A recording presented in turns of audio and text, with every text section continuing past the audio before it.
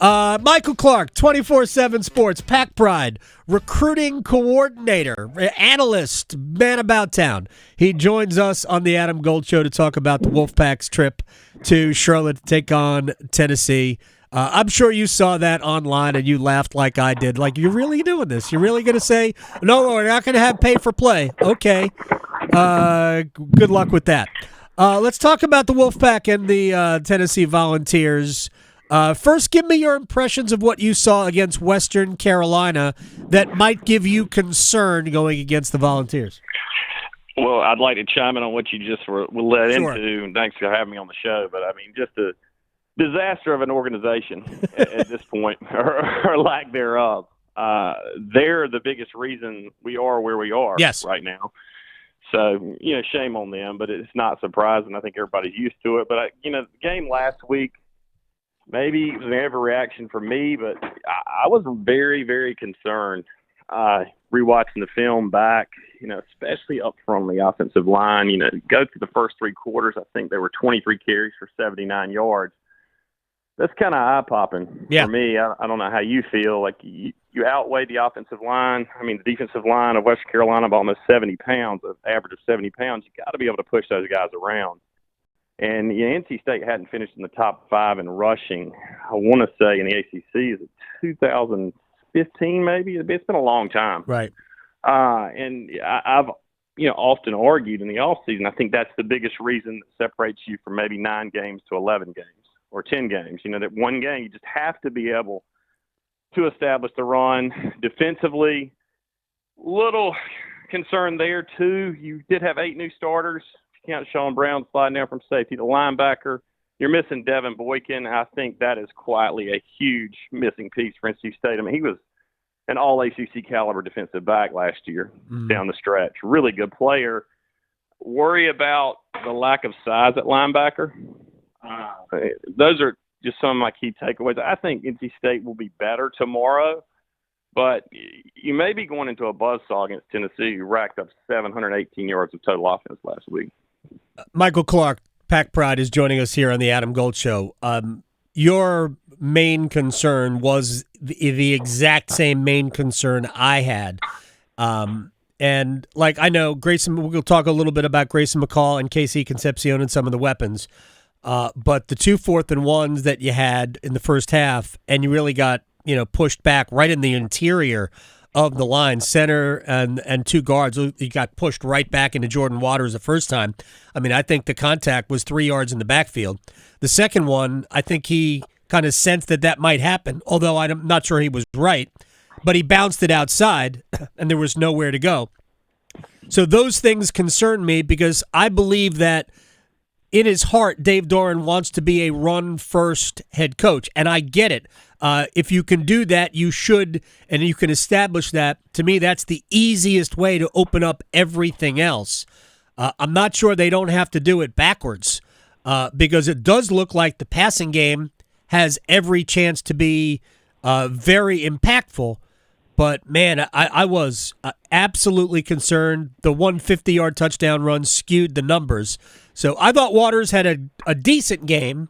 The first touchdown run was more impressive than the second one for me. But, that I agree. That concerned me. And I was also concerned by the fact that Western seemed to be able to move. They had big playability against NC State, which I know Dave Doran couldn't have been happy about.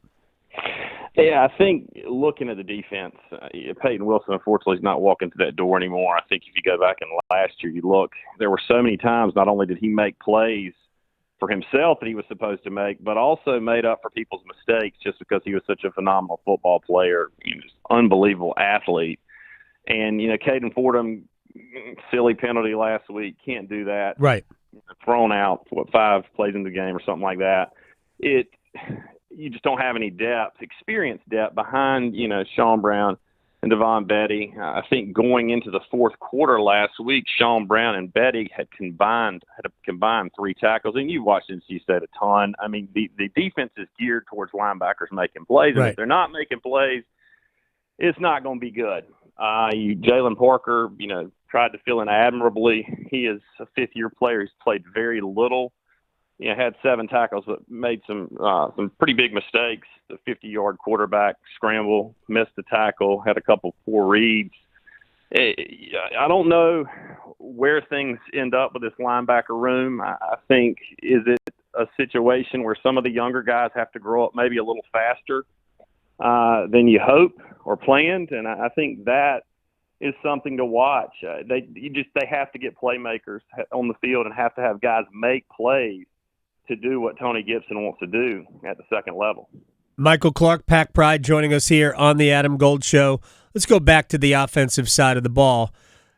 Casey Concepcion, I know the comparison that was raised during the broadcast or the postgame was to Percy Harvin, and I understand why that was raised. Probably not fair to Casey Concepcion because Percy Harvin was like light years. No, this is no shade on KC.